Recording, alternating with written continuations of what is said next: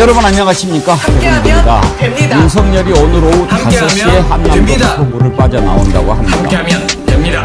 정감도 모자라서 됩니다. 한탕길까지 함께하면 됩니다. 함께하면 됩니다. 한 줌의 봉정도 받지 못할 함께하면 됩니다. 짐 쌌으면 바로 나가면 함께하면 됩니다. 시간이니까 시간까지 공지하고 참으로 뻔뻔하기가 그지없습니다. 윤석열 부부가 당장은 아크로비스타로 가지만 단독주택으로 옮길 것을 고려하고 있다. 뭐 이런 기사를 보면 참으로 호수에 달그림자 같은 소리 하고 있네 이런 생각 들지 않으십니까? 윤석열 부부가 가야 할 곳은 단독주택이 아니라 국립호텔이라고 불리는 교도소입니다. 수단 방법을 가리지 않고 권력을 잡은 뒤에 그 권력을 이용해서 온갖 나쁜 일을 저지른 자를 제대로 벌하지 않는다면 이 땅에 정의는 바로 설 수 없습니다. 겨우 3년 동안 저런 짓을 했는데도 만약 5년 다 채웠으면 나라가 어떻게 됐겠습니까? 참 생각만 해도 섬뜩합니다. 생방송 백운계 정치 1번지 출발합니다. 아니 먹을 거 얘기가 나와서 그런데 저기 저 화면에 아귀찜이요. 예, 저거 다 만들어진 거 데워만 먹는 건가요? 예. 근데 제가 진짜 이거는 맛있겠다. 먹어봤는데 그 자신 있게 추천할 만해요. 여러 가지 좋은 점이 일단 다 돼 있어서 바로 드실 수 있는데 되게 아귀찜 집에 가면 콩나물만 막. 콩나물만 있잖아요. 네. 근데 이거는 이제 콩나물도 다 들어있긴 한데 그 살이 2kg나 들어있어요. 그러니까 그것만 갖고도 배가 부를 정도로 아주 좋고 더군다나 이 아귀를 되게 냉동 아귀들이잖아요. 당일날 잡은 거 바로 이렇게. 예. 그래서 맛있겠네. 아니 새로운 광고 연출 방식이신가요? 이렇게 질문을 아니, 던지면 제가 저는 짜진 건가요? 야, 이거 독특한데 이거 독특한 방식인데. 네. 오, 좀처럼 이런 식으로 쑥 들어오네 갑자기. 저는 이렇게 궁금한 거 저렇게 저기 하는데 그런 의미에서 김종욱 원장님은 안 드리고 김유정 의원님은 내가 하나 선물할게요. 큰애 때 한 5, 6개월까지 입덧을 거의 못 먹다가 아구찜이 진짜 아, 먹고 싶어서 아. 정말 맛있게 먹었던 생각이 불현듯 났어요. 지금 저 광고를 그래요. 보니까. 광고 봅시다. 근데 그 아귀가 맞잖아요. 근데 왠지 아귀찜 하면 맛이 없을 것 같아. 아구찜이야 맛이 있을 것 같고. 아구 먹을 수 예. 있습니다. 골프도 골프 그러면 왠지 좀 공이 재미없을 것 같아. 골프 그래야 돼. 예, 금요일입니다. 벚꽃이 뒤 아름답게 피어 있는데 여의도의 봄꽃 축제 내일까지인가요? 아주 지금 완전 만발해가지고 꽃길이 참 좋습니다. 서울에 계신 분들은 한번 걸어보실만 합니다.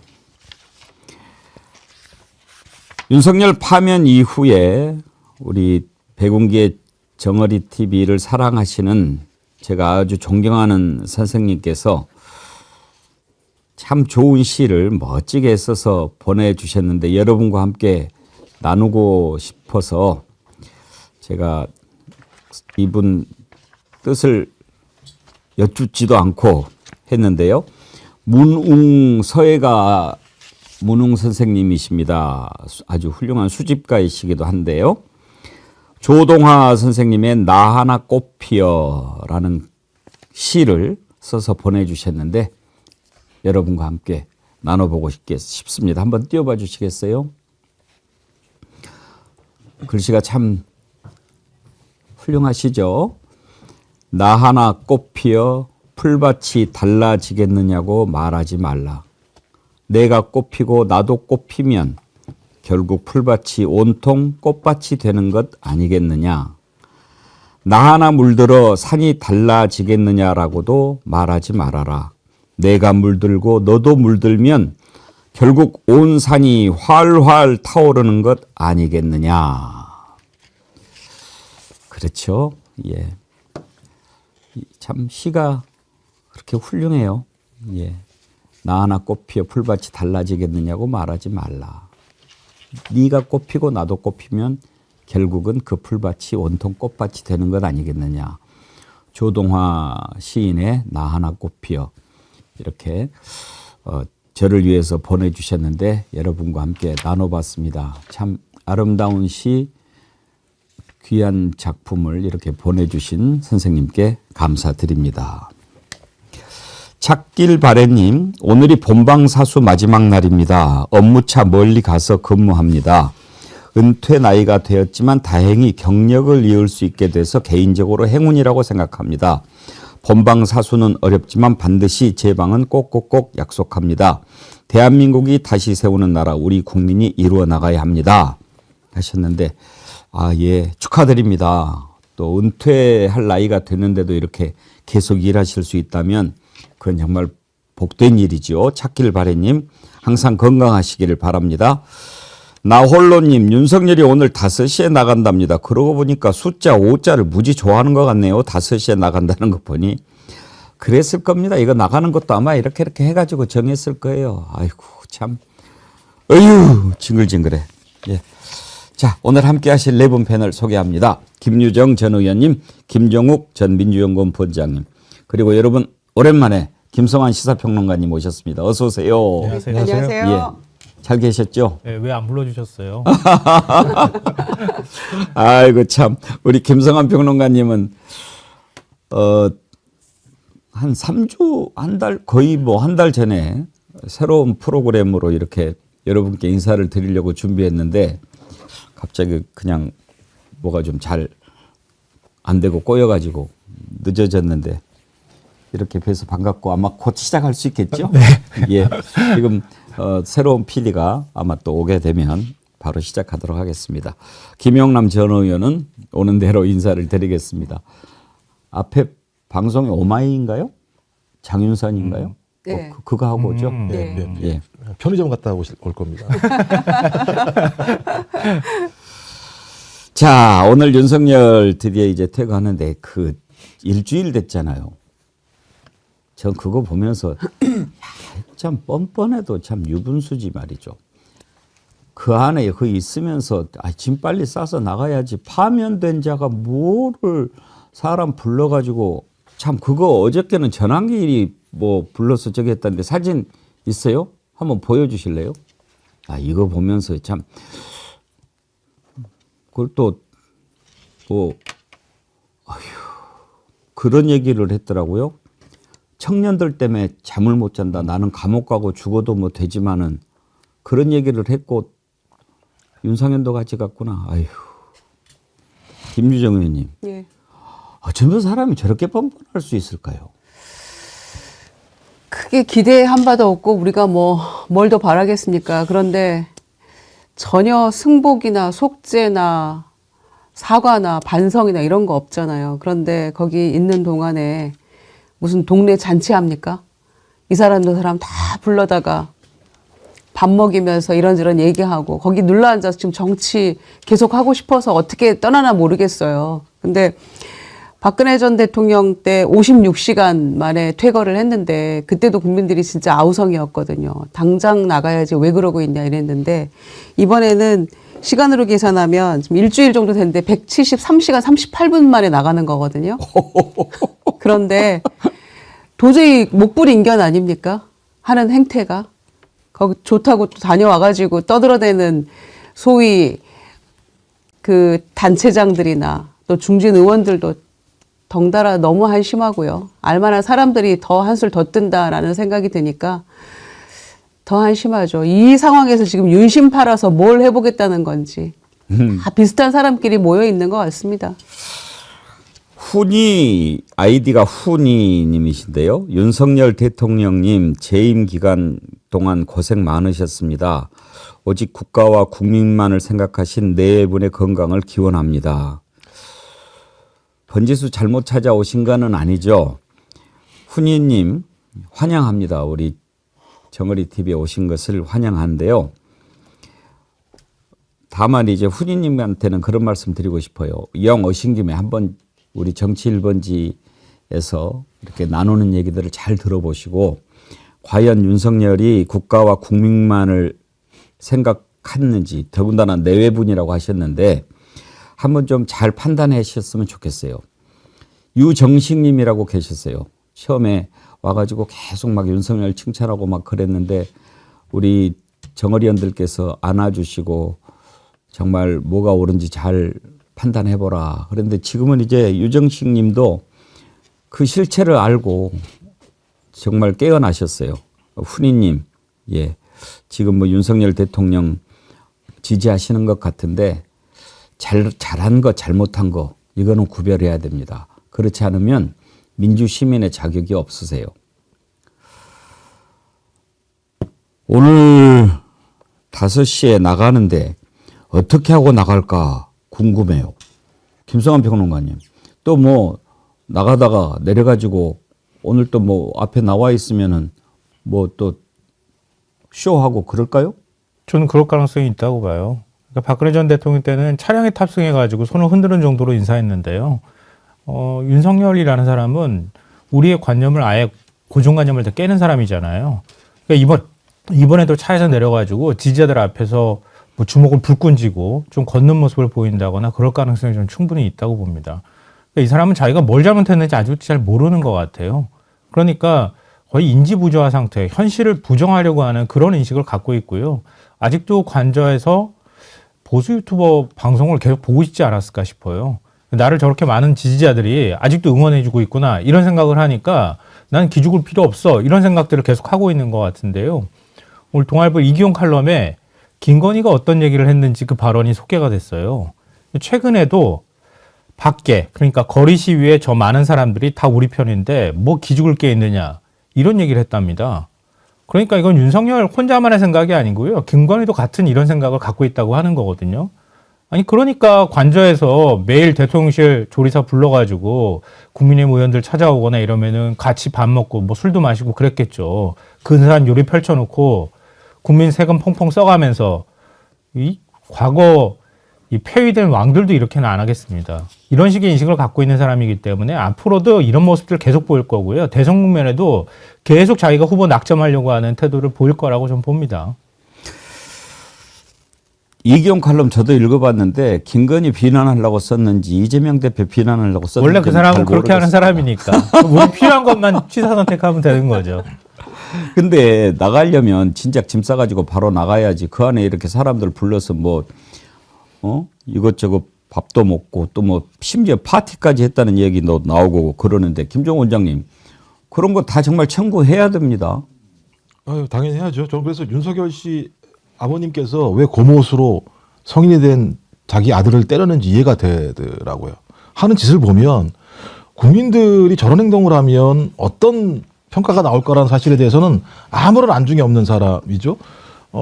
다 아시겠습니다만 3년 전에 문재인 전 대통령 퇴임하고 나가는데 현직 대통령이 그 당시만 하더라도 자, 내일 청와대 개방하니까 빨리 나가쇼. 나 잘 모르겠어. 라고 대변인 통해서 시켰고 그것 때문에 저희 그날 오후에 문재인 전 대통령이 나올 수밖에 없게 만들었는데 자기는 파면을 당해놓고 뭐 170 몇 시간 있었다고요? 대신 3시간 38분입니다. 그러면서 그 안에서 한다라는 짓이 사람들 불러가지고 야 대선에서 꼭 이겨줬으면 좋겠다라는 식의 얘기를 한다거나 너 한번 나가볼래 대선 이런 얘기를 한거나 또 전환길 이 사람 불러가지고 어찌 보면 이후에 자기의 어떤 아스팔트나 기독교 또는 구구층의 어떤 그립감을 강화시키기 위해서 불러서 그런 사진을 찍거나 그래 놓고 또 전환기를 뭐라고 얘기하느냐 야 내가 요번에 윤석열 돕다가 직장도 잃고 친구들 지인들 다 잃었어 이런 얘기를 하면서까지 저렇게 옹호하는 이유를 저는 도대체가 알 수가 없다는 생각이 들어서요.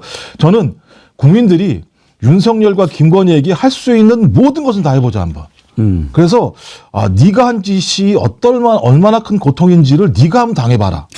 저는 그런 걸 해봐야 된다는 생각이 들어요. 그러니까 이게 악랄한 부분이 아니고요. 국민의 고통을 공감하지 않는 자가 정치를 하면 국민들은 진짜 그야말로 나락으로 떨어질 수밖에 없습니다.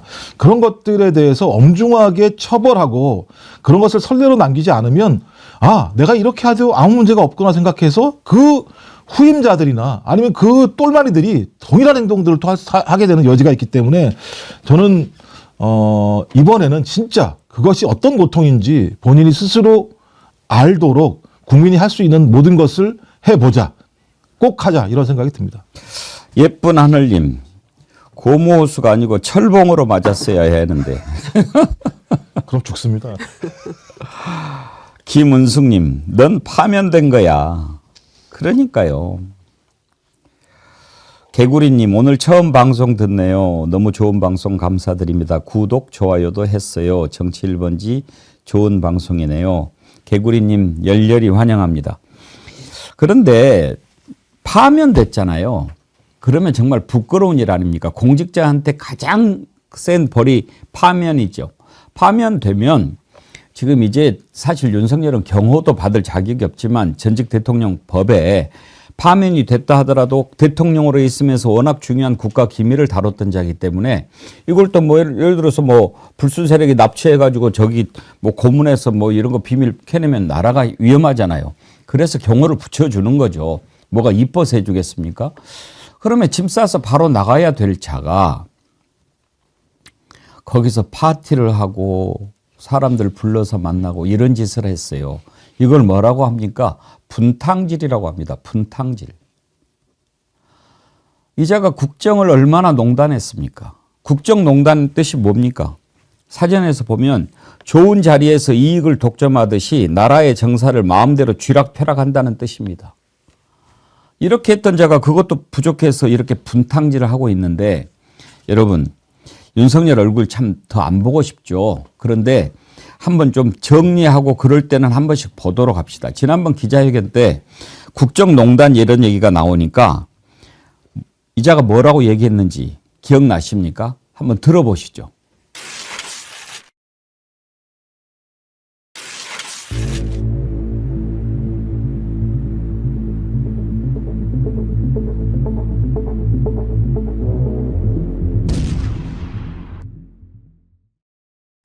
대통령이 뭐 부인이 얘기하는 듣기 싫은 소리까지 막 집에서 혼내고 싸우고 이러지는 않을 거니까 뭐 그런 점들이 좀 있을 수 있습니다. 근데 무슨 대통령 부인이 대통령을 좀 도와서 어쨌든 선거도 좀 잘 치르고 국정도 남들한테 좀 욕 안 얻어먹고 좀 원만하게 잘 하기를 바라는 그런 일들을 국정농단이라고 그런다면은 그거는 국어사전을 좀 다시 좀 정리를 해야 될 것 같다는 생각은 좀 들고요. 김유정 의원님, 저자 때문에 국어사전 정말 힘든 게 한두 가지가 아니었어요? 그러니까요. 그때 야 이러다가 이제 이 국어책도 바뀌는 건가? 국어사전도 바뀌는 건가 이랬잖아요. 수능도 킬러 문항 때문에 얼마나 고생했습니까? 그런데 결국에는 뭐 달라진 거 하나도 없었죠. 그래서 교육부 장관이 대통령이 전문가시고 제가 많이 배웁니다. 이런 또 마음까지 쏟아내게 했었기 때문에 모든 분야의 전문가고 김건희는 아무 잘못이 없고 이거는 그냥 나를 잠깐 도와준 건데 이게 뭐가 문제냐 이런 식으로 얘기를 했기 때문에 어떻게 하면 저런 발상을 할 수가 있을까라고 우리 모두가 정말 경악하지 않았습니까? 그 생각이 한 가지 변함없는 거는 생각이 전혀 변하지 않는다는 거죠. 초지일관했다는 거. 그거 하나는 참 변함없는 모습이었던 것 같습니다. 그래서 권성동 원내대표가 그 계엄 내란 이후에 이렇게 얘기했잖아요. 얼굴 두껍게 하고 다녀라. 이렇게 그 말을 고지고대로 그냥 듣고 윤석열도 나 두껍게, 한덕수 총리도 나 두껍게 이렇게 하고 다니는 것 같아요. 김영남 의원님 오셨습니다. 어서 오세요. 오늘요, 네 분 패널 다 김 씨예요. 아, 그러네요. 삼김이었는데, 사김이네요. 삼김이었는데, 사김이 됐네요. 저는 경주 김갑니다. 그래요? 네. 성을 바꿀 수도 없고 저는 광산. 광산. 네. 또 다 보는 다르시네. 아니 그러니까 김해? 이걸 또 그렇게 다 구분해야 되는 건가요? 전 아니 그분 청풍입니다. 너무 그냥 해보는 거지. 뭐, 그거 청풍입니다. 저는. 성풍. 진짜. 다 다르시네. 저는 김해 김갑니다. 다 달라요. 오, 다 다르네요, 또, 더군다나. 예, 시가 다 다릅니다. 와. 아니, 사실 이제 김성한 평론가님 같은 그 생각 참 옳죠. 제가, 그분이 성함이 연변과기대 총장 하셨던 아주 훌륭한 분이 계신데, 그때 취재를 갔었어요. 가지고, 총장님 만나뵈서 반갑습니다. 혹시 고향이 어디십니까? 그랬더니 내 고향은 대한민국이요. 아이고 내가 얼마나 참 머쓱했던지 참 죄송했던 생각이 나는데 자 그렇고 오늘 5시에 나간다 그러잖아요. 예. 그냥 나가면 되지 또 시간을 고지를 해요. 모여라 이거 아니겠어요? 그런 목적이 하나 있어 보이고요. 또 하나의 목적은 왜 안 나가냐 도대체. 네. 그동안 그런 목소리가 많았잖아요. 저걸 숙박비 받아야 된다. 이틀까지는 봐주지만 3일째부터는 숙박비 받아야 된다는 얘기가 나오니까 하루라도 먼저 나간다는 얘기를 먼저 알린 거죠. 그러니까 이제 나간다. 시야는 알려줘야 뭐 이제 나갑니다. 하도 안 나간다고 여기저기서 난리가 나니까 그런 목적 아니었나 싶어요. 예. 근데 또 그런 기사들이 나와요. 지금 당장은 아크로비스타로 가는데 반려동물이 11마리나 된다고 그래요. 아니 그래서 사실은 어른 둘이 살면 그 자녀가 없으면 이사가 그렇게 번거롭지 않잖아요. 어른 둘이 뭐 자기 짐 챙기면 되는 건데 왜 안 나가냐 그랬더니 어느 분이 그 얘기를 하더라고요. 저 개 고양이 짐이 많아서 자녀는 없지만 개 고양이 이게 챙길 게 많아서 오래 걸리는 것 같다라는 말씀을 누가 하시던데 사실은 아크로비스타 같은 그 공동주택으로 들어가는 건 그 주민들에 대해서 민폐를 끼치는 거죠. 그 얼마나 번거롭겠어요. 그리고 개, 고양이 11마리가 뛰면 그 아랫집은 정말 폭탄 맞는 거잖아요. 그래서 단독주택, 아니 저는 왜 거기 양평 쪽으로 안 가는지 모르겠어요. 양평 쪽에 그 처가에 땅도 많고 거기 근처에 빈집도 많을 텐데 그렇게 한적한 곳으로 가면 이웃 그 아파트 주민들한테 피해도 안 끼치고 뭐 한적한 곳 요새 싸고 좋은 데 많잖아요. 그런 데로 가는 게 맞는 것 같은데 뭐 모르겠습니다. 다음 거주지를 또 어디로 옮긴다고 할지. 근데 아파트는 적어도 아닌 것 같아요. 일단 뭐 이왕에 서울구치소로 빨리 가는 네, 게 맞고요. 예, 그게 제일 빠른 것 같고요. 사실 당선되고 나서는 이제 관저 뭐 수리한다 그러고 들어가기 전에 잠깐 있을 동안에는 주민들도 우리 아파트에서 대통령이 나왔네 하면서 그리고 또 한시적이니까 견딜 수 있었을 거예요. 그리고 그 경호 다 설치되고 이제 굉장히 좀 복잡했을 겁니다. 그때도.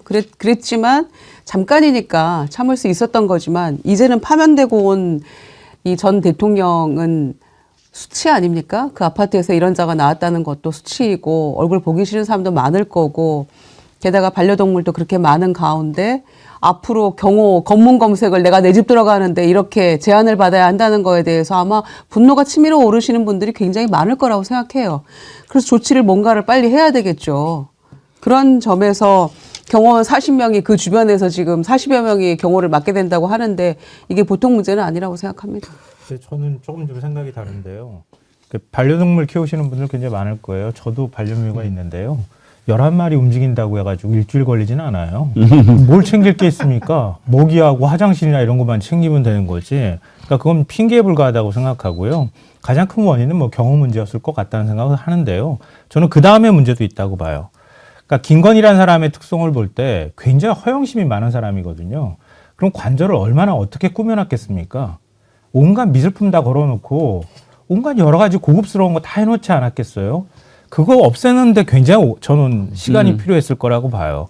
그러니까 다 뜯어서 옮기기도 쉽지 않았을 거고요. 뭐 우리가 의심하는 것처럼 물론 관저에 있지는 않지만 예를 들면 골프 연습장 문제라든가 그거 외에도 우리가 생각하지 못하는 여러 시설들을 설치해놨을 거예요. 그 증거를 인멸하기 위해서 저는 시간이 필요했을 거라고 봐요. 그 사이에 증거인멸하면서 아닌 것처럼 하면서 태연하게 국민의힘 의원들 다 불러들여가지고 밥도 먹고 술도 먹고 한 김에 그냥 핑계 삼아서 이런 것까지 다 해버린 거예요. 그러니까 이 사람은 공사 구분도 없고요. 공복이라는 인식 자체가 없는 사람입니다. 애초부터. 그러니까 대통령 임기 때도 그렇게 했던 거죠. 뭐. 꼬꼬님이 걱정하시는 게 있네. 윤석열 부부 깜빵 갈 텐데 강아지들 어떻게 하냐? 유기견 보호소로 가야 되나 입양해야 되나? 이것도 참 곧 현실로 닥쳐올 걱정거리네. 알아서 해야죠. 최은순 씨 집으로 다 있잖아요. 그 동물들한테 무슨 못할 일이에요. 그 맨날 따르는 적인데. 정필성님, 근조 화합만 없지 5일장 초상집 아니겠습니까? 5시에 상여 나간다 생각하고 잘 지켜봅시다. 이제 가면 언제 교도소 가나 어야 디야 하셨는데.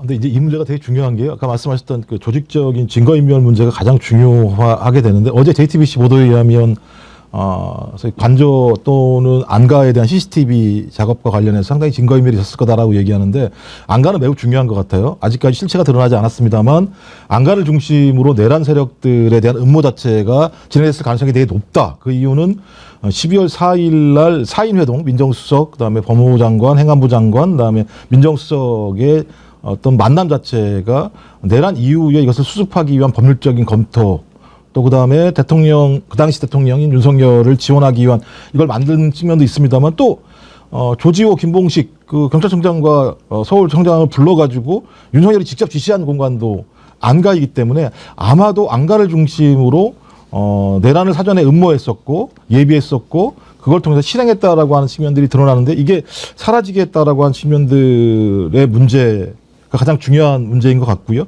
또 하나는 이제 국가기록원장 문제가 지금 계속 제기되고 있는데 그 국가기록원장으로 예정된 사람이 이 기록 증거인멸하는데 아주 탁월한 능력을 가진 전문가라는 얘기가 있습니다. 그렇게 되면 저희가 이후에 내란 수사가 계속 진행돼야 되는데 가장 핵심적인 내란이 일어난 공간에 대한 증거를 갖다 확보하지 못하는 문제가 발생하기 때문에 이 문제에 대해서 어떤 형태로든지 빨리 이 조치를 통해서 이걸 지금 없어진 것도 복원해야 되겠습니다만 앞으로라도 예를 들면 그거 막아낼 수 있는 방법들을 빨리 조치하지 않으면 내란의 전반적인 실체 중에 일정 부분이 날아갈 수 있다는 생각이 들기 때문에 좀 그런 부분들이 상당히 좀 심히 우려되는 상황입니다. 그렇죠. 사실 그 한남동 그 소굴은 범죄 현장 아닙니까? 얼마나 많은 범죄들이 거기에서 저질러졌겠습니까? 특히나 지금 이제 대선 후보들 일단 민주당은 확실하고 홍준표 시장도 거기는 뭐 안 들어갈 것 같다. 그렇게 얘기를 하는데 누가 될지는 모르겠지만 거기 누가 들어가고 싶겠어요? 그리고 이제 그 앞에 또 여러 가지 짓들을 많이 해놨는데 그런 것도 다 파헤치고 그러려면 윤석열 빠지고 나가면 거기는 뭐 좀 특별한 조치를 취해야 되는 장소 아닙니까? 김영남 의원님? 일단은 봉쇄하고 현장 보존을 해야죠. 거기와 또 말씀하신 안가 그쪽은 현장 보존을 하면서 범죄 수사를 본격적으로 하게 되면 그 조사할 부분이 있을 것 같고요. 아무래도 제가 예상해 보면 차기 대통령은 한남동 관저는 아예 들어갈 수가 없는 상황이 된 것 같고 당분간은 다른 쪽에 있는 그 범죄 현장으로 사용되지 않았던 안가에 머물면서 준비를 해야 되지 않을까라는 생각이 들어요. 사실은 대통령실 이전을 하면서 어마어마하게 그 치유하기 어려운 사고를 쳐놓은 게 틀림없죠. 대통령 관저도 그렇고 사실은 대통령실 직무실을 비롯한 이제 비서관들이 사용하는 공간도 저 용산에 글쎄요 차기 대통령이 용산에 들어가겠어요. 그렇다고 지금 청와대를 바로 사용하기에는 큰 문제를 만들어 놨고 예. 뭐 세종시 이전 얘기도 나옵니다만 그거는 또 상당한 오랜 기간의 준비가 필요한 과정이라 정말 큰 사고를 쳐놨어요 보면. 그나마 임기가 5년 다 안 채우고 중간에 그 중단된 게 불행 중 다행이라고 생각이 됩니다. 막말로 똥을 싸질러 놨습니다. 똥을 그렇죠. 놨어요. 이 다리님은요. 김건희가 관저에 있는 기갑차 운전하고 싶다고 뗐으니 운전병이 운전하고 김건희가 옆에 타고 기갑차 타고 드라이브 했다는 것도 기함. 이것들이 3년 동안 국민 세금 팍팍 쓰면서 관저에서 대통령 놀이에 빠져 산 듯. 그런 얘기도 있더라고요. 기사가 났죠. 네. 그 내용으로. 카인드 JY님. 홍장원 차장이 오늘 시선 집중 나와서 중요한 말씀하셨네요. 대통령 직속 기관이었던 국정원과 조태용 원장이 이번 대선에서 무슨 짓을 벌일지 예의주시해야 할 것 같다고 합니다. 심각해요. 조태용은 김건희와 문자도 주고받고 했다는데 지금 왜 조용히 묻히고 수사도 안 하나요? 홍장원 차장이 오죽 걱정되면 이런 이야기 하지 않았을까 싶은데요. 근데 홍장원 차장의 정보는 매우 중요한 게 예. 그 라인이 있을 거 아닙니까? 그렇죠. 거의 국정원 맨이었기 때문에 오랜 기간 동안 상당히 많은 네트워크, 그다음에 인맥, 휴민트가 다 있을 거라는 생각이 들고 거기서 그 국정원 사람들이 말 거의 안 하잖아요. 저 정도를 공개적으로 얘기했다라고 하는 건 구체적으로 무엇인가 작업이 지금 진행되고 있다라고 하는 것들을 본인이 직접 확인했으니까 저 정도 얘기를 할 수 있다는 생각이 들거든요.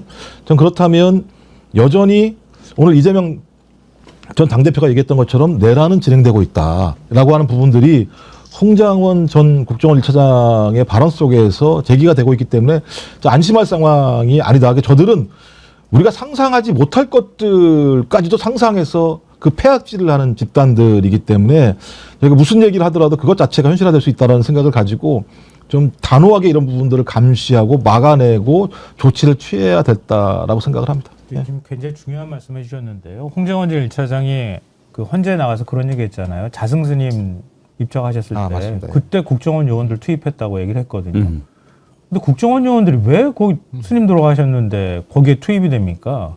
그러니까 다른 여러 가지 배경에 대해서도 해석들이 많이 나오긴 했지만 어찌됐든 간에 국정원을 그렇게 동원할 수 있으면 동원할 수 있는 조직이라는 걸 보여줬다는 거예요. 또 우리가 알고 잘 아시다시피 이명박 정권 끝나고 박근혜 넘어갈 때 그때 얼마나 국정원이 댓글 작업하거나 여론 작업에 뛰어들었어요. 그러니까 할 수 있으면 얼마든지 할 수 있다는 거예요.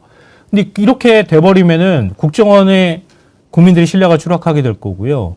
더 심각한 거는 지금 우리가 다 목격하고 있는 것처럼 한덕수 권한대행이 자기가 대통령 되겠다고 하는 그런 분위기가 지금 일고 있는 거잖아요. 차출론이 국민의힘 내부에서도 나오고 있는 거고요. 이런 사람들이 그냥 버젓이 장관들이 다 앉아있는 상황이면 선거 관리를 어떻게 공정하게 할 수 있겠습니까? 선거 관리를 할 생각이 없다고도 볼 수 있거든요. 그러니까 오히려 다른 짓을 할 가능성이 굉장히 높다는 거예요. 이런 사람들이 제대로 역할을 못하게 어떤 방식으로든 제어할 수 있어야 되는데 지금 제어할 수 있는 장치가 없다고 하는 게 굉장히 심각한 문제라고 봅니다. 무엇보다도 걱정되는 게 사실은 지금 대통령실 경호처의 김성훈 차장이 아직도 자리를 지키고 좌지우지하면서 윤석열 김건희 부부 사저 경호팀에는 사실은 김건희 라인은 안 보낸다는 거잖아요. 김건희 라인은 오히려 대통령 경호처에 남겨 놓겠다. 그리고 본인도 자리를 지키겠다. 지금 그러고 있는 상황이기 때문에 당장 그 인수위 없이 바로 출범하는 6월 3일 대선에서 뽑히는 당선자는 김건희 라인이 포진해 있는 경호처의 경호를 받게 되는 상황에 놓이기 때문에 사실은 대통령실의 경호처로부터 당선자를 경호하는 경호팀이 따로 필요한 상황이 될 수가 있어요, 지금. 이것도 굉장히 심각하고요. 그래서 빨리 지금 김성훈 차장하고 이광호 본부장 빨리 해임시켜야 되는 겁니다. 직위해제시키고 역시 또 지금 구속영장 4번이나 지금 기각이 된 상황이잖아요. 지금 정리할 게 한두 가지가 아니에요. 검찰이 아무런 수사를 제대로 하지 않다 보니까 보십시오. 박성재, 이완규 이런 사람들을 진작에 수사했으면 여러 가지 혐의들이 다 드러났을 겁니다. 내란 관여 혐의가. 그런데 그걸 수사를 안 해놓으니까 증거가 없어요. 그래서 박성재도 뭐 거기 안가 모임에 참석했다는 것만으로는 내란에 관여했다는 것을 인정할 수 없다고 해서 헌재에서 기각이 되고, 이완규 같은 자도 휴대폰까지 바꿨는데도 세상의 헌법재판관으로 지명을 하고 이런 일이 계속 벌어지지 않습니까? 조태용도 마찬가지죠.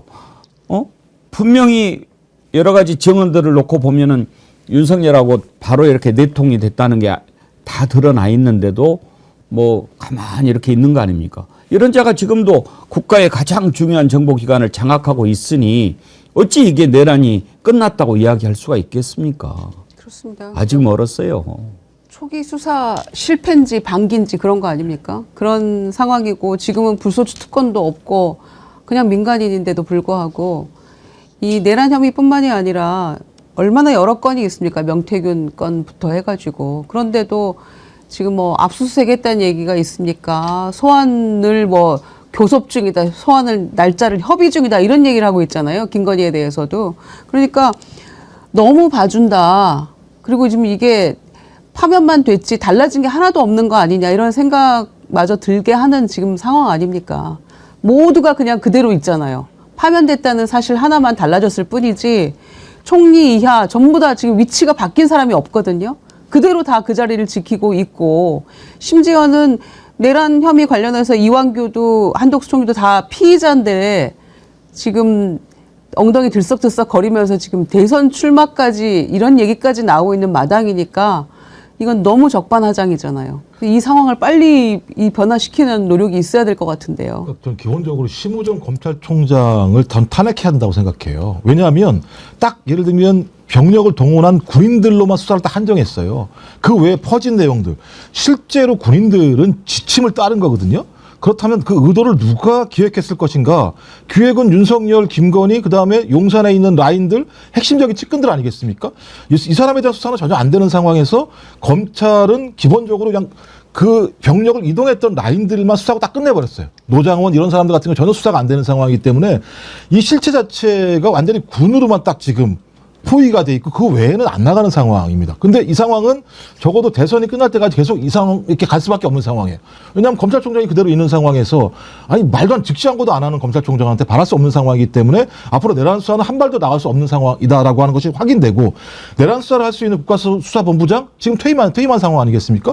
경찰도 안 움직일 거예요. 그러면 수사를 할 수 있는 경찰 같은 경우는 내란 수사를 진전할 수 있는 동력이 없는 상황이고 이것을 또 따르게 할 수 있을 만한 검찰총장은 여전히 내란의 공범처럼 행위를 하는 상황이기 때문에 수사가 한 발도 안 나갈 수 없다. 그러면 2달 동안은 완전히 수사 공백 사태가 벌어지게 되고 내란을 방임하는 사태가 벌어진다는 생각이 들기 때문에 그럼 야당이든 어디든 뭐라도 조치를 취해야 되거든요. 그러면 상징적 조치가 뭘까? 제가 볼 때는 검찰총장이 저 자리에 있게 하는 것 자체가 제가 볼 땐 내란을 허용하는 사태이기 때문에 저는 민주당 같은 경우도 이건 참 많은 고민을 해야 된다. 특히 홍장원 전 1차장이 오늘 그런 얘기를 했다라는 얘기를 들었었기 때문에 그 아까 말씀하셨던 뭔가 국정원에서 작업을 한다는 얘기를 들었었기 때문에 저는 그런 부분과 관련돼서 빨리 좀 응당한 조치를 취하는 것이 선제적으로 좀 필요하다는 생각이 들어요. 예. 윤석열 진짜 오늘 퇴거해서 이제 어떻게 있을지 모르겠지만 당장 뭐 재판을 계속 받아야지요.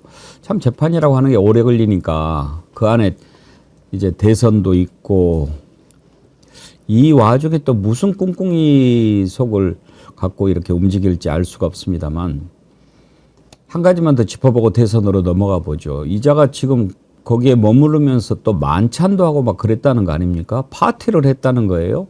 민주당의 서용교 의원이 그 법사위 전체회에서 그 문제를 제기를 했는데 한번 들어보시죠.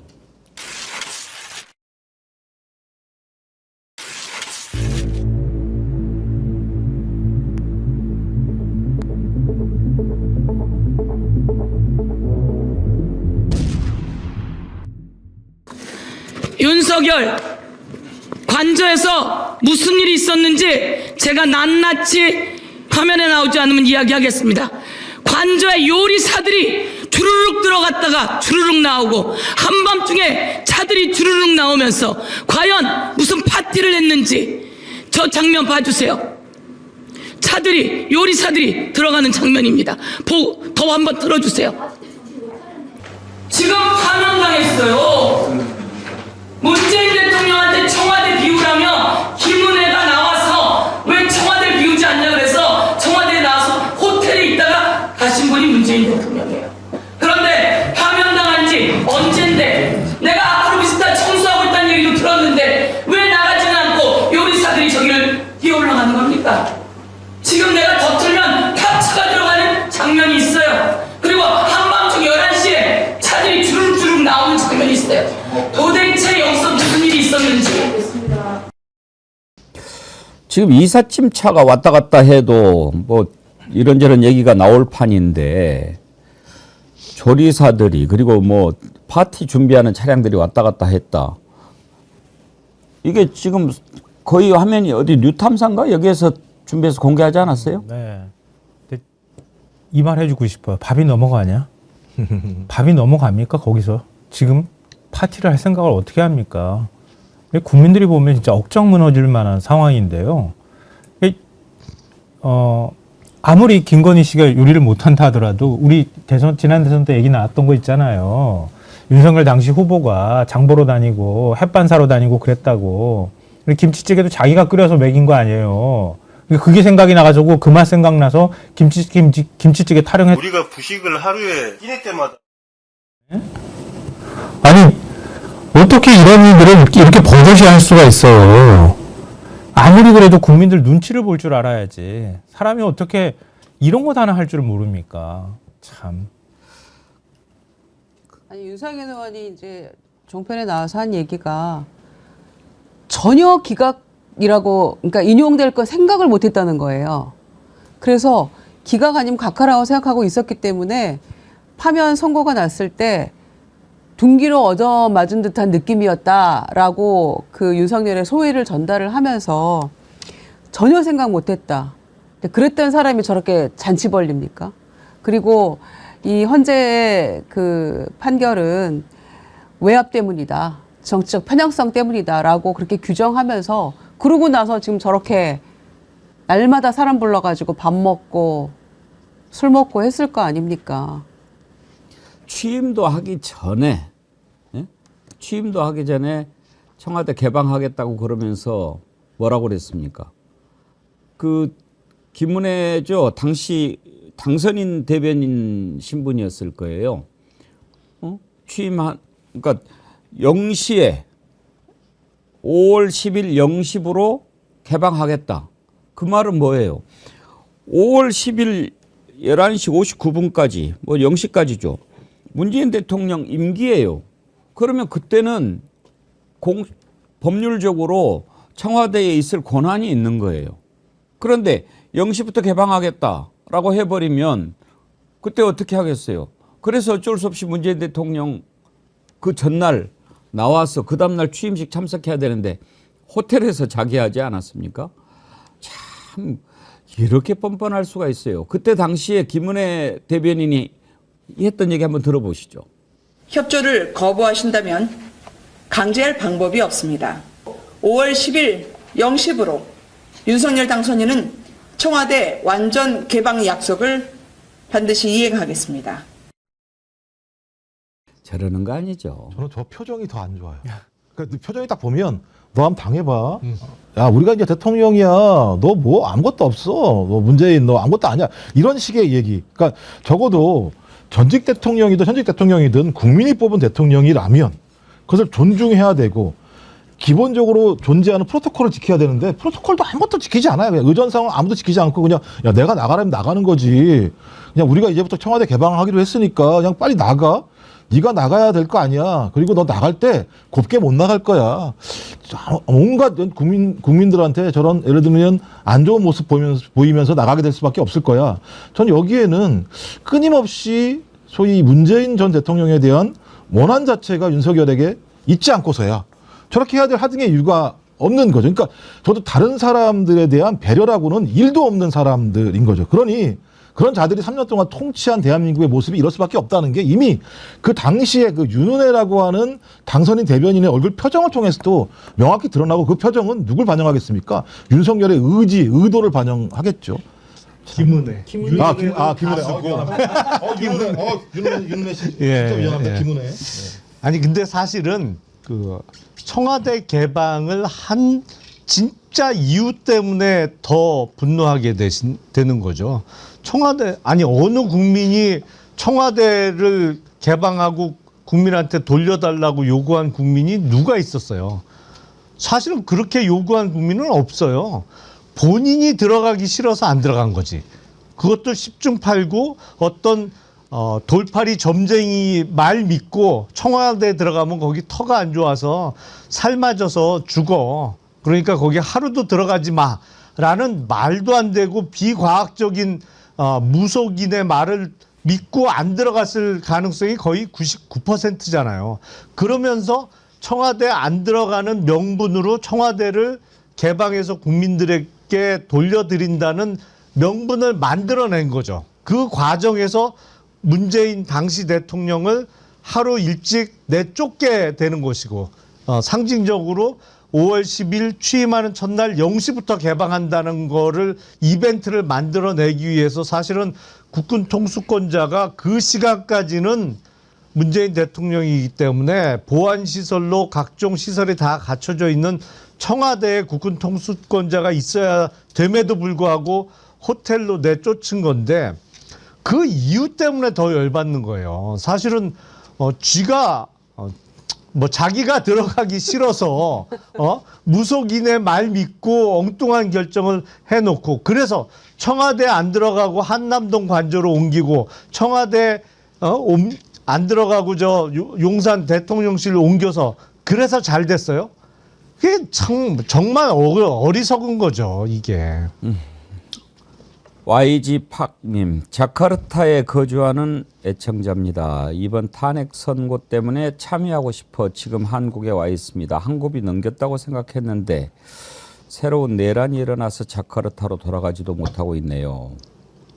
여기저기 프로에서 패널로 나오시는 민주당 의원님들 모두 세 사람 탄핵한다고 3탄핵 주장한다고들 하는데 그럼 도대체 방해하고 미루는 의원들은 누구입니까? 정말 궁금하고 막막하기만 하네요. 답답합니다. 그 명태균 씨가 그런 거 아닙니까? 경호고 나발이고 내가 청와대 가면 돼진다 그랬는데 들어갈 수 있겠냐. 본인이 했던 말 저희 또 민주당에서 틀었잖아요. 그러니까 안 들어갔던 건데 참 잔인하지 않습니까? 마치 어떤 기분이었냐면 저 김은혜 대변인 나와서 얘기할 때 거의 청와대 탱크를 밀고 들어오는 듯한 그런 기분이었거든요. 그러니까 그 행태가 변하지 않는다. 그대로 더해서 돌려줍시다. 자, 이제 대선 우리가 이 왼쪽에 D- 올려드렸습니다. 이제 53일 앞으로 다가왔는데요. 국민의힘은 한 20명 얘기가 나오더니 지금은 한 10명 내외로 줄어들었어요. 어제 뭐 한동훈이 출마 선언하고 뭐 그랬는데 지금 한덕수 얘기가 계속 나와요. 박지원 의원은 오늘 방송에서 분명히 나온다 그러더라고요. 김용남 의원님, 한덕수 총리 나올까요? 지금 행보로 봐서는 나오는 행보죠. 나오는 행보죠. 사실은 트럼프 대통령과의 통화 내용을 일부러 흘린 거라고밖에 생각이 안 되잖아요. 그렇죠. 그렇지 않으면 어떻게 나오겠습니까? 정상간 누가 통화 알아요? 내용이. 그 통화에 어떤 내용이 이루어졌는지 그거는 기밀인데 그게 버젓이 신문 일면 탑으로 나온 건 일부러 흘린 건데 그건 나오는 수순이죠. 더군다나 다른 사람도 아니고 지금도 집회 시에 태극기와 성조기를 묶어서 이렇게 흔드는 분들에게는 트럼프 황제님이잖아요. 마치 명나라 황제가 조선의 차기 임금을 이렇게 낙점하듯이 그런 거로 받아들일 수 있는 상황을 연출해낸 것인데 정말 트럼프 대통령이 당신 출마하냐고 물었다면 그 이유는 딴 게 아니라고 저는 생각해요. 왜냐하면 트럼프 대통령은 사실은 한덕수 권한대행하고 통화를 할 필요가 있을까? 갸우뚱했을 거예요. 왜냐하면 길어봤자 6월 3일까지인 사람이잖아요. 그러니까 내가 이 사람하고 통화를 해야 돼? 근데 다시 한번 확인하고 싶었겠지. 당신 출마해? 출마한다고 하면 이게 열흘이나 20일 후에는 없어질 사람이잖아요. 내가 통화할 이유가 없는 거야. 그러니까 바빠 죽겠는데.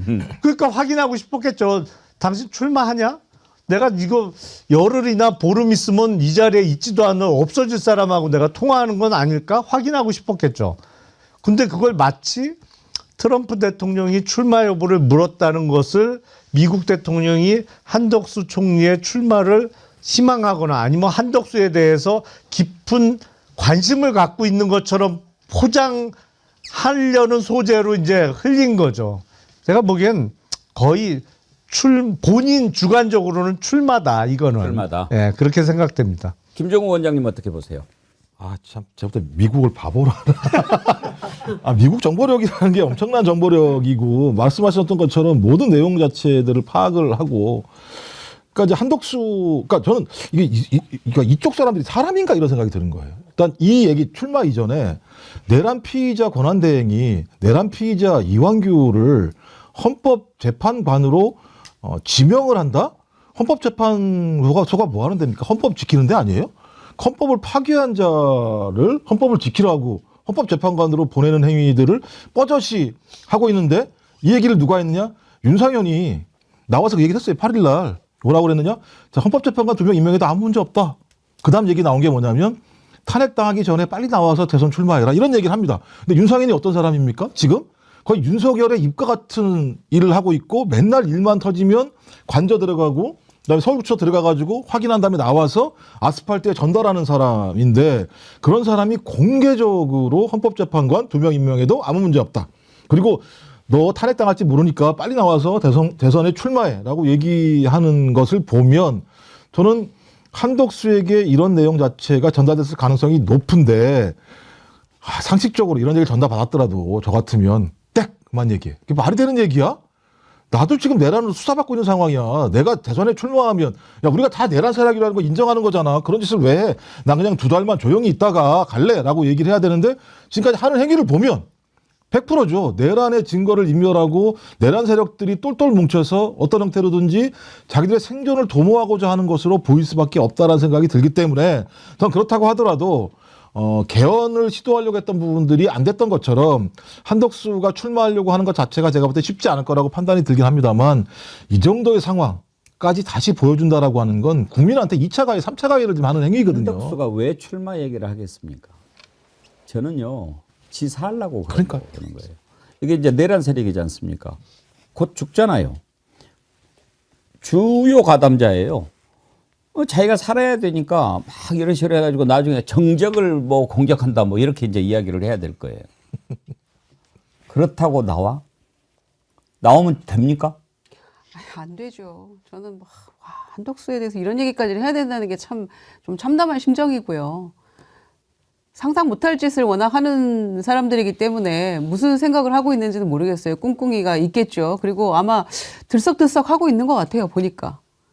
근데 안 되죠. 어떻게 됩니까? 뭐 떠도는 이야기는 뭐 이미 경선에 뛰어들어서 내부에서 경쟁해서 후보가 되는 거는 불가능한 일이니까 더군다나 황우여 선관위원장도 꽃가마 태워주지는 않으니까 결심하려면 이번 주 내로 해서 다음 주에 후보 등록하든지 이렇게 얘기를 했기 때문에 그건 어렵고 이쪽 후보 결정되면 무소속 후보로 나와가지고 단일화 뭐 이런 얘기까지 나오는데 글쎄 저는 그건 아닌 것 같습니다. 이 국민의힘 후보들이 당선 가능성은 매우 낮지만 이걸 가만히 두고 보겠습니까? 다 선수들인데 저는 불가능한 일이라고 생각하고요. 트럼프 대통령이 그렇게 얘기는 했습니다만 아마 이제 미리 정보를 주고 사전에 전화통화 뭐 조율을 하지 않았겠습니까? 그러니까 저는 아이스 브레이크 하는 정도라고 생각해요, 저는. 아니, 이재명 후보가 가장 유력한 주자라는 것을 우리보다 더 잘하는 게 미국이라고 저는 생각하는데 한덕수한테 너 나 진짜 나올 거야 라고 고민 중입니다. 뭐 이런 대화는 그냥 너랑 나랑 처음 통화하니까 그냥 그 정도 얘기하고 짚고 넘어갈게 정도라고 저는 생각하지. 그리고 나올 만한 그릇도 아니고 마음은 굴뚝 같을 수 있겠지만 저는 못 나올 거라고 생각합니다. 김성환 평론가님은요? 뭐 일단 작업은 다 하고 있는 것 같고요. 마지막 자기 결심이나 결단 또 정치권의 어떤 변화 흐름에 맞춰서 내가 나올 판이라고 생각하면 대선 출마 선언할 가능성 저는 있다고 봅니다, 여전히. 왜냐하면 이제 하는 행태가 그래요. 그러니까 이 직무 정지됐을 때 계속 이제 한덕수 대망론이 슬금슬금 나오기 시작했잖아요.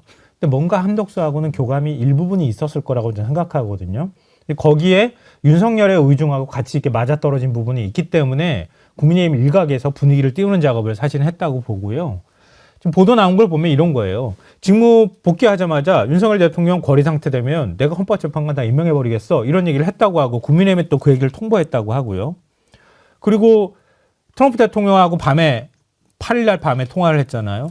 그날 헌법재판관 임명해버리고요. CNN 인터뷰를 하고. 그리고 난 다음에 중앙일보라고 하는 매체에 흘렸어요. 이것도 굉장히 재미있는 부분인데요. 조선일보에다가 흘리면은 굉장히 강성 지지층한테만 소구하게 되잖아요. 근데 동아일보한테 흘리면은 동결이라고 불리는데 보수층에서 싫어한단 말이에요. 그러니까 딱 중간에 껴있는 중앙일보한테만 계속 흘리는 거예요. 똑같은 얘기들을.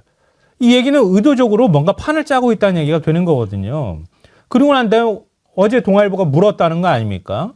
진짜 나올 겁니까? 이렇게 물어보니까 그런 일이 있으면 알려드리겠습니다. 이렇게 얘기했다는 거잖아요. 그러니까 나갈 뜻이 있는 거지. 김성환 평론가님의 이런 날카로운 분석 좀 여러분들께 들려드리려고 김성환의 진짜 석관 준비를 하고 있었는데 하여튼 좀 기대해 봅시다. 그 여담입니다만 사실은 윤석열 김건희 부부와 한덕수 총리의 부부는 놀라울 정도로 싱크로율이 높아요. 정말 똑같아요.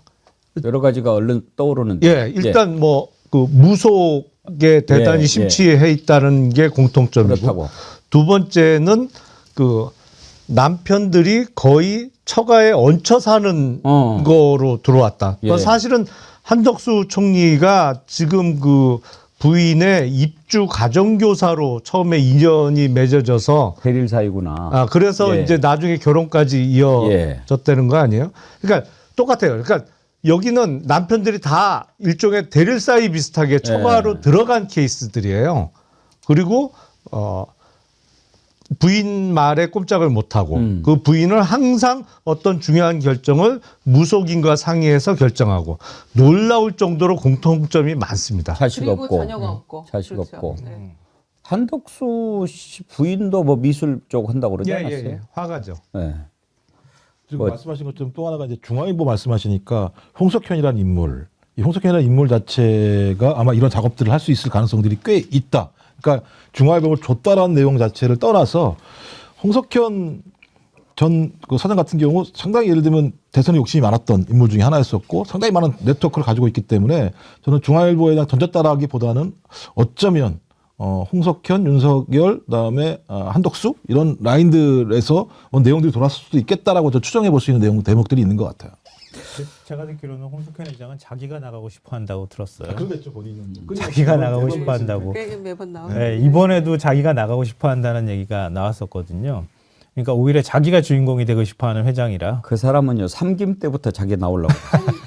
만약에 그러면은 이 한덕수 총리와 이런 모종에 이미 좀 얘기가 조금 되고 이렇게 이 빌드업하는 과정이었다 치면 그러면은 나경원 의원 불러가지고 나라를 위해서 뭘 좀 해달라고 지금 대선 출마를 권유했다는 것인데 사실인지 아닌지 모르겠지만 그럼 완전히 그럼 너는 그냥 페이스메이커나 해라 뭐 이런 얘기라는 건가요?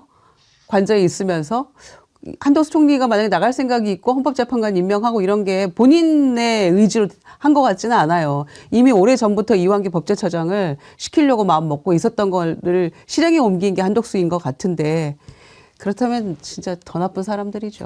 근데 저는 한덕수라는 사람이 관료 생활을 오래 했잖아요. 여러 정권을 넘나들면서 관료 생활을 50년 했는데요. 넘게 했으니까요. 근데 아마 관료 생활했을 때 모든 것 다 통틀어서 지금이 제일 행복할 거예요. 좀 그럴 거라고 봐요.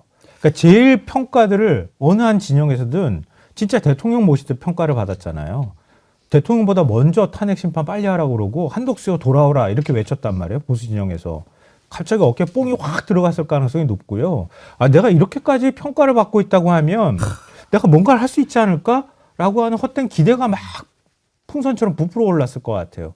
근데 거기다가 지금 국민의힘 내부에서 의원 한 40명 정도가 한덕수 쪽으로 우린 가겠다 이렇게 얘기를 하고 있다잖아요. 그러니까 판을 보니 내가 나가도 얼마든지 해볼 만한 도전할 만한 판이라고 생각을 하니까 현실 인식이 안 되는 거죠, 사실은.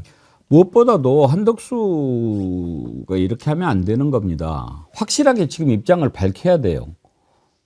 지금 이제 대선이 치러지는데 한덕수 역할이 뭡니까? 심판이에요. 근데 심판이 내가 지금 심판인가 선수인가 그렇게 하면 안 되잖아요. 선수로 뛰려면 뛰라고. 이은주님, 한덕수 씨 그냥 나오라고 하세요. 그 발성으로 하는 연설도 듣고 싶고 그 비리비리한 체력으로 대선 일정 소화나 가능한지도 궁금하고요. 중간에 끌려가서 감방행위 된다면 더한 꿀잼이지요. 나오라고 할까요? 오늘 그 아까 홍장원 차장 그 방송에 나온 게 상당히 화제가 되던데 오늘 아침 MBC 라디오 김종배 시선 집중해서 그런 얘기도 했더라고요. 한덕수가 헌법재판관을 지명한 거 이게 정치적 방향이 보이는 것 같다. 선거 관리가 걱정이 된다. 혹시 그 녹취가 있나요? 예. 이런 본인이 선수인지 심판인지 확실하게 해야 될 거 아닙니까? 더군다나 지금 그런 자리에 있으니까. 김영일 님이요. 한덕수 이름 석자로 삼행시를 지어주셨는데 나 이렇게 짧은 멋있는 삼행시 좋아해요. 김유정 의원님. 한심한 인간. 덕수 씨. 수갑찰 준비나 해라. 좋다.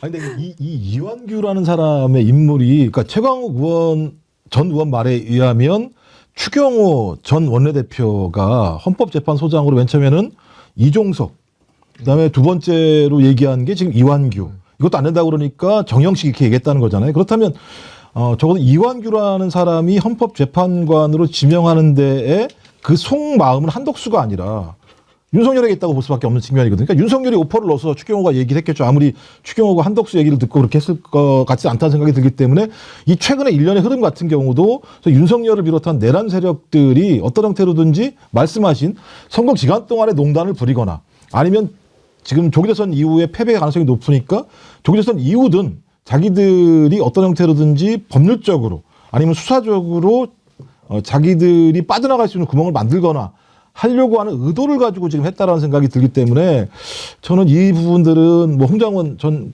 국정원 1차장 얘기도 있습니다만 저희가 매우 예의주시하면서 하나하나 적극적으로 사단해 나가지 않게 되면 앞으로 차기 정부도 마찬가지인 거고 상당히 좀 힘들어질 가능성이 높다라는 생각이 듭니다. 나와라고. 들어와. 갤럽 여론조사가 나왔던데 한덕수가 2%가 나왔더라고요. 이제 대선 이야기를 해볼 텐데요. 금요일은 특별한 초대 손님 없이 이렇게 김간의 네 분하고 하는 겁니다. 김밥집인데요. 갤럽 여론조사가 오늘 나왔던데 또 뭐 어디 다른 데도 나온 게 있던데요. 문화일보 보니까 에이스 리서치인가? 제가 근데 여론조사 나온 거 여러 가지를 보지만 소개는 다 안 하려고 합니다. 왜냐하면 좀 헷갈릴 수가 있으니까 일관성 있게 하나를 쭉 살펴보는 게 좋거든요. 갤럽에서 나온 여론조사 한번 보지요.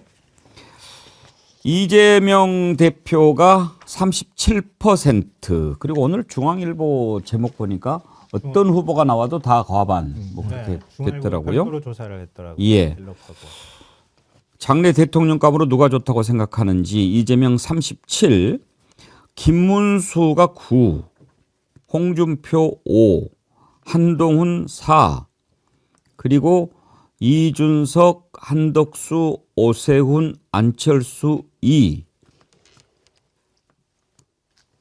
이낙연, 유승민 1, 이낙연 전 총리가 1 나오는 것도 이상하고 유승민 의원이 1밖에 안 나오는 것도 좀 이상하네. 지난번에 여론조사에서 이렇게 전체적으로 다 하면은 유승민 의원이 2등인가 나오지 않았나요? 그거는 이제 국민의힘 후보를 놓고 그러니까 지지정당과 상관없이 오픈해서 물었을 때 11%인가 뭐 하여튼 2등을 한 적이 있죠. 예. 근데 이거는 여야 합쳐서 다 이제 이거 주관식 답변이거든요. 갤럽은. 그러다 보니까 일단 1위를 하는 이재명 전 대표가 포션이 너무 커요. 그러다 보니까 나머지를 쪼개간 다른 주자들이 다 쪼개서 이렇게 가져가는 건데 이렇게 물으면 유승민 전 의원이 얼마 안 잡히는 거고 국민의힘 주자들만 놓고 물으면 높은 퍼센티지가 나오고 그런 상황이죠 지금. 그렇군요. 참고로 말씀드리면은요 중도층의 이재명 대표 지지율이 많이 올랐어요. 그러니까 전체적으로 이재명 대표가 3월 4주하고 비교하면은 지지율이 3월 4주 때 34%였는데 지금 37로 올라갔거든요. 그러니까 민주당 지지층 사이에서도 이재명 지지율도 많이 올랐어요. 75에서 81로 올랐고요. 특히 중도층이 34에서 42로 올라갔어요. 그러니까 중도층이 이재명 대표 쪽으로 쏠려가고 있다. 예. 이렇게 볼 수 있고요. 대신 국민의힘의 경우에는 김문수 전 장관의 지지율은 거의 똑같아요. 8에서 9. 근데 국민의힘 지지층이 조금 움직인 게 보이는데요. 22에서 27로 올라갔어요. 그러니까 양쪽으로 국민의힘 지지층에서는 김문수 쪽으로 조금 쏠려가고 이재명 민주당 지지층에서는 이재명 대표 쪽으로 더 확고하게 지지가 옮겨가고 있다. 이렇게 볼 수 있고요. 아까 중앙일보 말씀하셨잖아요. 오늘 발표된 갤럽 조사하고 별도로 중앙일보하고 갤럽이 자체적으로 조사한 게 또 하나 있는데요. 여기서도 중도층 표심 변화가 확연하게 보여요.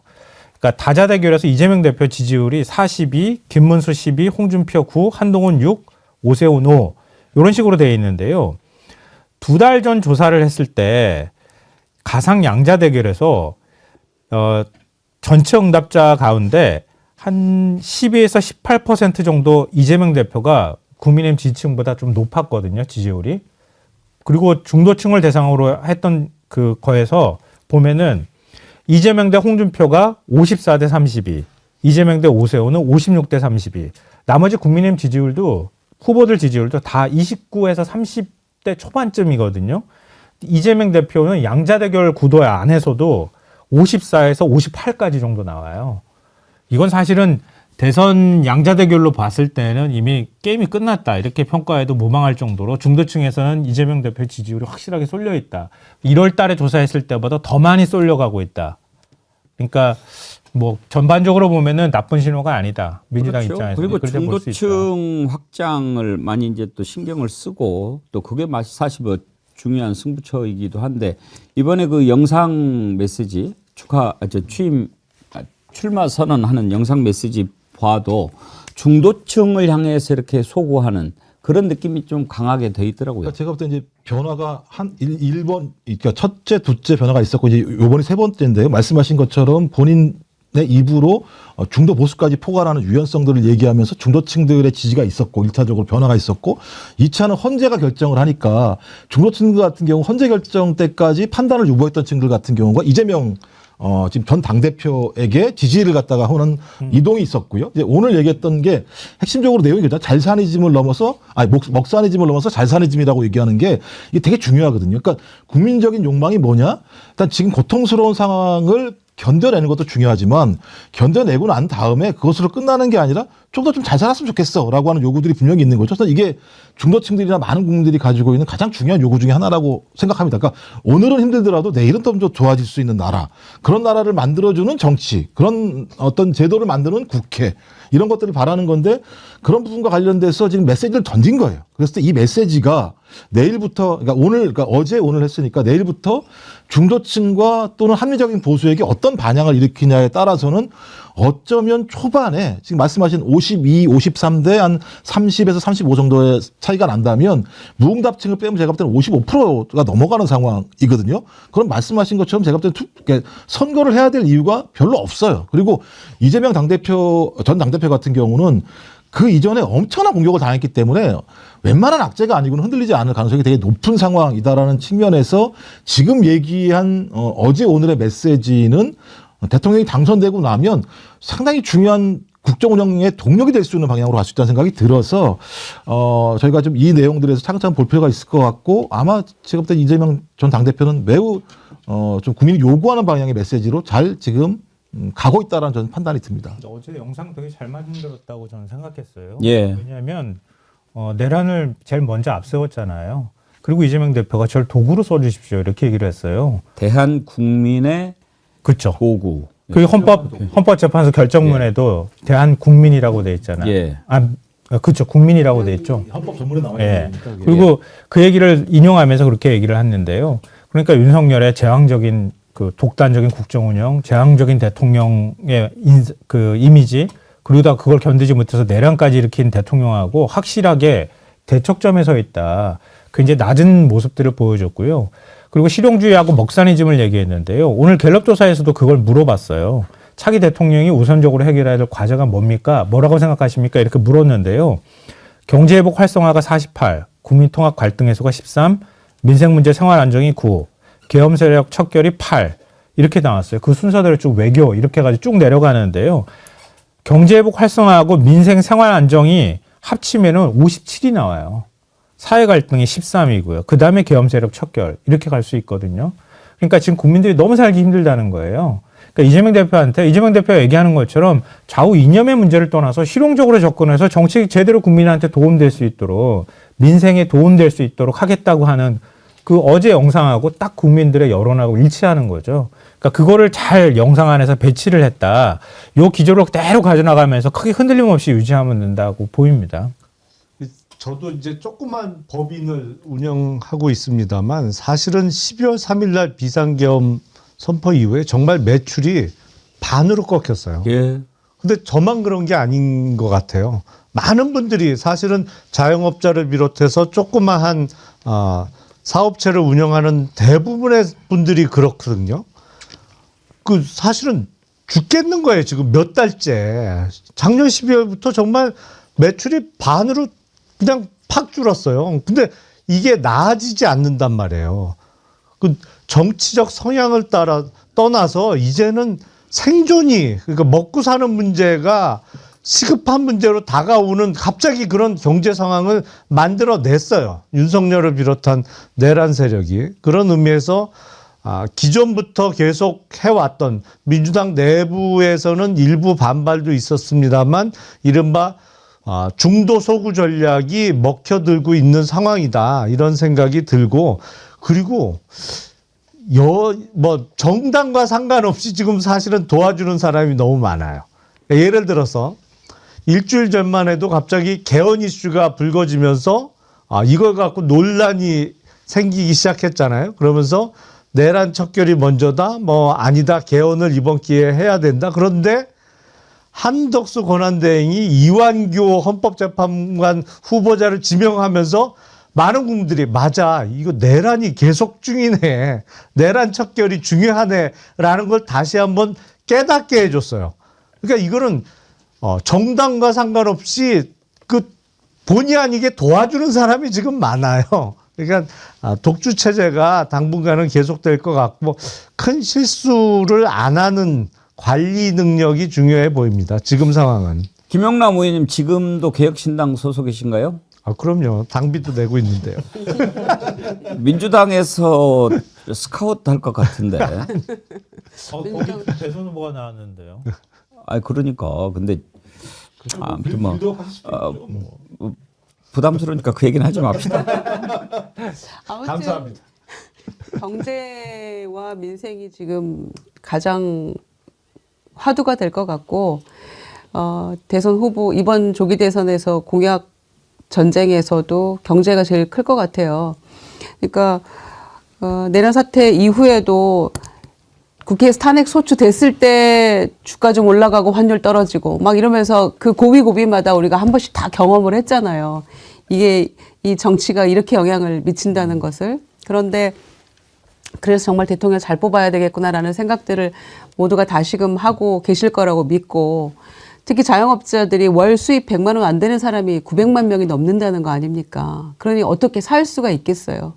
그런 차원에서 어제 그 출사표의 여러 가지 함의가 크다고 생각하고요.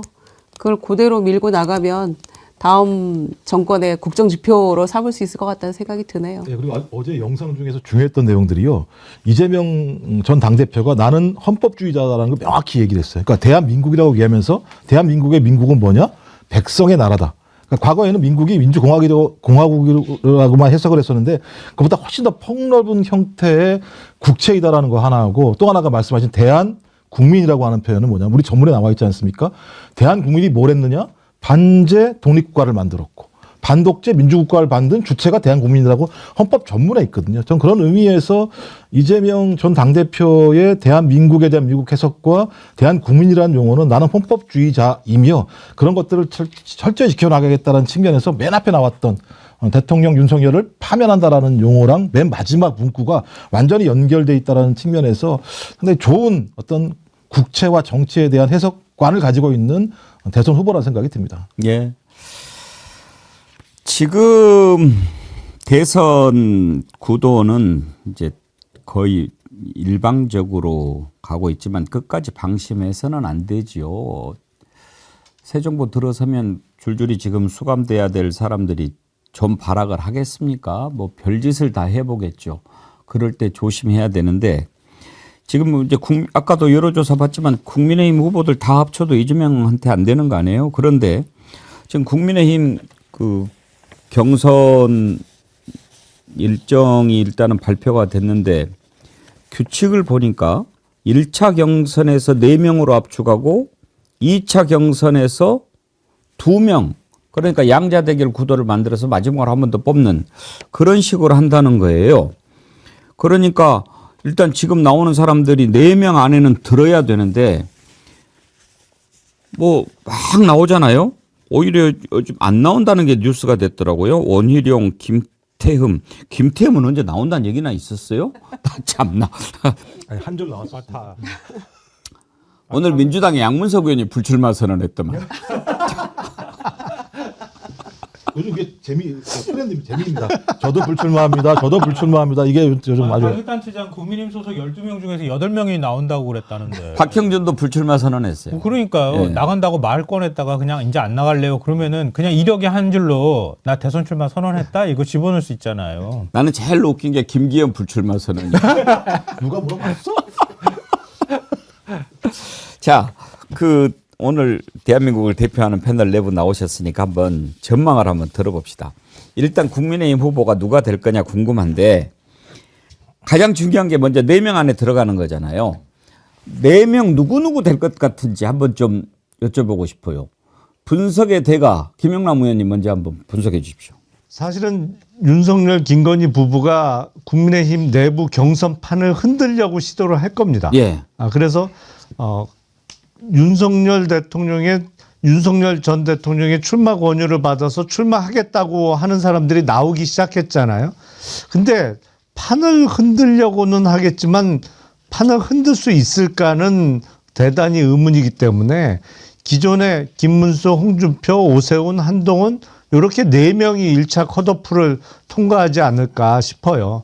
한덕수 총리는 만약에 출마를 한다고 하면 국민의힘 내부 경선 스케줄과는 상관없이 민주당에 의해서 탄핵 소추가 본격화되는 시점에 사퇴하고 무소속으로 출마해서 나중에 국힘 후보와 단일화를 하는 수순으로 갈 가능성이 높지 않을까 그렇게 봅니다.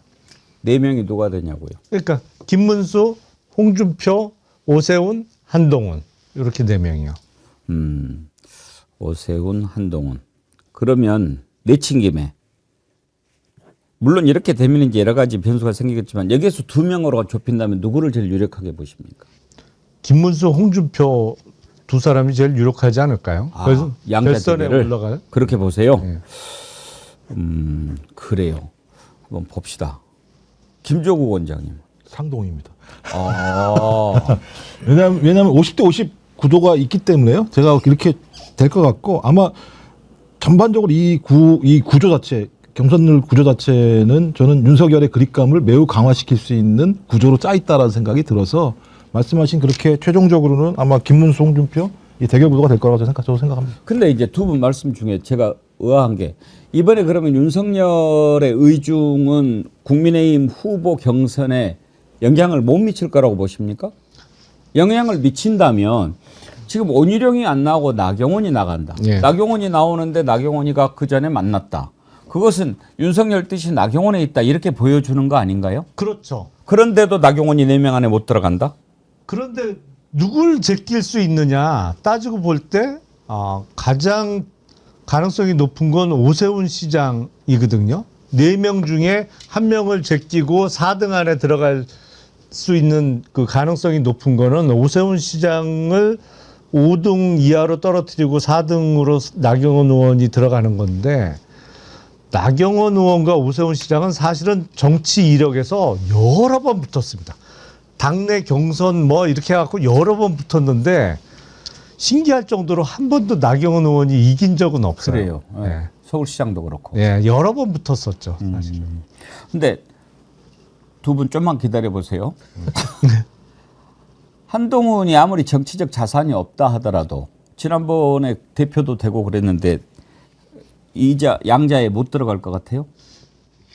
역시 저는 룰에서 매번 역선택 방지 조항을 넣기로 하면서 한동훈 전 대표가 훨씬 힘들어진 거 아닌가 싶어요. 그러니까 역선택 방지 조항은 이게 1차 예선은 여론조사로 하지만 2차와 결선은 이제 당원 50%, 여론조사 50%를 반영하잖아요. 근데 여론조사 50%를 물을 때 국민의힘 지지층과 무당층만을 대상으로 하는, 그러니까 타당 지지자들은 다 제외하는 방식으로 여론조사를 실시하기 때문에 그렇게 되면 한동훈 전 대표는 대단히 불리해졌다. 예. 저는 그렇게 생각합니다. 그래요.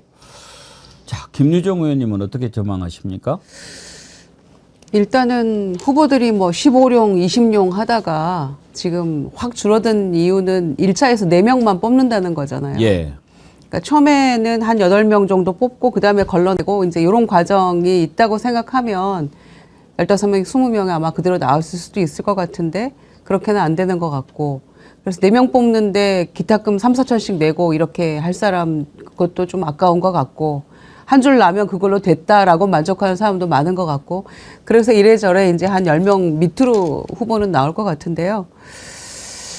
그 역선택 방지 조항 때문에 유승민 의원 같은 경우에는 좀 많이 불리해진 것 같아요.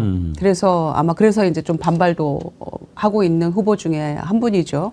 근데 저는 4명 안에 들어가는 건 똑같습니다. 김문수, 홍준표, 오세훈, 그다음에 한동훈 똑같은데 나경원 의원 같은 경우에는 뭔가 좀 이 4명 안에 들어갈 만한 상황이 된다면 오늘쯤은 갤럽에서 이름이 좀 나와줬어야 된다고 생각하는데 너무 부진하죠. 그래서 어려운 것 같고요. 그런 점에서 저는 윤석열, 소위 윤심팔이 이런 걸 하고 싶지만 국민의힘 당원들도 저는 생각을 한다고 봅니다. 그런 점에서는 김문수, 한동훈의 대결이 될 거라고 생각합니다. 김문수, 한동훈. 예. 여기서 이제 조금 갈리는 전망이 나옵니다. 김성환 평론가님은요? 아까 김용남 의원 말씀하신 것처럼 룰 문제가 제일 크다고 봐요. 저도. 그러니까 당원 50에 여론조사 50인데 여론조사가 지금 역선택 방지 조항을 집어넣어가지고 결국 당원 여론조사 하는 거나 똑같은 효과가 나타나거든요. 그럼 당원들 사이에서 어떤 지지를 받느냐 이게 그냥 전적으로 다 결정이 된다고 볼 수 있어요. 그러면은 한동훈은 결국 4명 안에 못 들어갈 가능성이 굉장히 높다고 저는 보이고요. 그 다음에 그러면은 누가 들어갈 거냐인데 오세훈이 들어갈 거냐 나경원이 들어갈 거냐 한다 그러면 저는 나경원에 한 표 던지겠습니다. 왜냐하면 오세훈의 태도에 대해서 상당히 불만이 보수층에서 많을 거예요. 중도 확장성에 대한 기대가 있기 때문에 결국 오세훈 서울시장에 대한 기대가 있는 거라고 좀 보거든요. 그런데 오늘 중앙일보하고 갤럽 조사한 걸 보면요. 중도층의 오세훈 지지율이 4%밖에 안 나와요. 그러니까 나경원 그 의원이 적극적으로 움직이는 모습이 보이면 중도층이 한 4% 정도는 충분히 따라잡을 수 있다고 봐요. 그러면 당원 지지율만 끌어올린다고 하면 오세훈 서울시장의 지지율이 당원 지지율이 별로 높지 않거든요. 그러니까 치고 들어갈 여지는 여전히 남아있다. 그러면 김문수, 홍준표, 그리고 나경원 이런 식으로 들어갈 가능성이 매우 높다. 한동훈까지? 한동훈은 전 못 들어간다고 봐요. 4명에? 예. 그러면 그러면은 그러니까 오세훈, 나경원 이렇게 들어가. 오세훈, 나경원, 네. 한동훈이 안 들어간다? 예, 한동훈 못 들어가. 그러니까 저도 이제 4등까지는 들어가겠습니다만 결선에는 못 올라갈 거라고 본 게 어제 출마 선언을 했잖아요. 한동훈 전 대표가 준비가 너무 안 돼 있어요. 예. 보니까 대표적으로 내건 게 그겁니다. 이번에 뽑히는 대통령은 임기를 2028년까지만 하고 그러니까 3년만 하고 개헌을 통해서 그 총선과 대통령 선거를 같이 실시하자. 4년 주기로. 이건 제정신이 아닌 거예요. 이건 기본적으로 민주주의에 대한 이해가 전혀 없는 사람이에요. 왜냐하면 미국이 대통령 4년 중임제를 실시하죠. 근데 중간 선거라는 걸 이른바 합니다. 그거는 하원 의원 2년 임기인 사람들을 전부 다시 뽑는데 언제 뽑느냐? 정확하게 대통령 4년 임기 딱 중간에 뽑아요. 그러니까 내년 11월 중간 선거가 있는 거예요. 왜 그렇게 하느냐? 대통령 선거와 의회 선거를 분리해서 이른바 견제와 균형을 이루도록 그래서 시기를 별도로 분리하되 대통령 임기 딱 중간에 하원 전체를 다시 뽑는 그리고 상원 의원의 3분의 1을 다시 뽑는 중간 선거를 실시하는 것이거든요. 민주주의의 기본 작동 원리가 체크 앤 밸런스잖아요. 아니 근데 어제 출마 선언을 하면서 2028년에 총선과 차차기 대선을 같이 치르자는 주장을 가장 심지어 얘기했어요. 그러면 대통령 권력과 의회 권력을 한쪽으로 매번 몰아주는 식으로 우리 시스템을 바꾸자는 얘기인데 권력을 집중하는 거로 개헌을 하자는 얘기를 하는 게 도대체 저는 이 기본적으로 준비가 너무 안 돼 있구나. 그래서 저는 가능성을 그렇게 높게 안 보고 있습니다. 준비가 안 돼 있는 건 맞고요. 어제 그 출마 선언할 때의 자세도 막 이렇게 건성건성 건들건들 막 이런 모습도 원래 기아가 그러잖아요. 예, 좀 진중한 모습은 아니어서 좀 신뢰도를 낮추는 그런 모습을 스스로 지금 보여준 거라고 생각은 하는데요. 지난 그 전당대회 때 윤심은 원희룡이었잖아요. 그리고 한동훈은 비대위원장 하다가 총선 소위 말아먹고 나왔는데 되겠냐라는 당내 비판도 굉장히 많았는데 결국엔 63% 얻었어요. 그 안에서 한동훈이. 그랬기 때문에 저는 그러니까 어제 얘기한 그 내용 김영남 의원 말씀하신 대로 말도 안 되는 이야기고 정치적으로 기본적인 어떤 그 소양도 갖추지 못한 그런 발언도 일부 포함되어 있다고 저는 생각하는데 그러나 내부에서는 탄핵 찬성과 반대라는 걸로 조금 표가 갈릴 그런 상황이 올 수 있다고 생각하거든요. 4명에서 2명으로 줄어들 때. 그렇게 하면 이게 좀 한동훈이 유리한 측면이 있죠. 그래서 저는 김문수, 한동훈 양자구도로 갈 가능성이 높다라고 저는 보는 겁니다. 다음 주면 뭐 조금씩 이제 정리가 되겠지만 제가 제일 궁금한 것은 오세훈 같은 경우인데 원래는 가장 유력하다고 봤어야 되지 않나요? 근데 이렇게밖에 안 나오는 게 원래 없었나요? 아니면은 명태균 영향이 큰 명태균 건가요? 플러스 토어제 헛발질한 그런 거 거, 큰 거죠. 그 두 가지가 크죠. 예. 예, 알겠습니다. 이제 앞으로는 대선 얘기를 많이 하게 될 것 같습니다. 오늘 순서는 여기까지 하죠. 맙소사님, 저도 불출마합니다. 아이고 그러셨어요? 우리 전원 일치된 의견으로 저희 다 불출마잖아요. 아 그래요? 챌린지까지 벌어지고 있어요. 그럼 저도 오늘 폭탄 선언 할까요? 예. 저도 다음 주에 하세요. 다음 주에? 알겠습니다. 또 제가 오늘 폭탄 선언 하려고 그랬는데 김정욱 원장님이 탄탄하게 말리니까 제가 오늘은 여러분 다음 주에 폭탄 선언합니다. 자, 김유정 의원님, 김영남 의원님, 김정욱 원장님, 김수환 평론가님 네 분 수고하셨습니다. 감사합니다. 감사합니다. 네.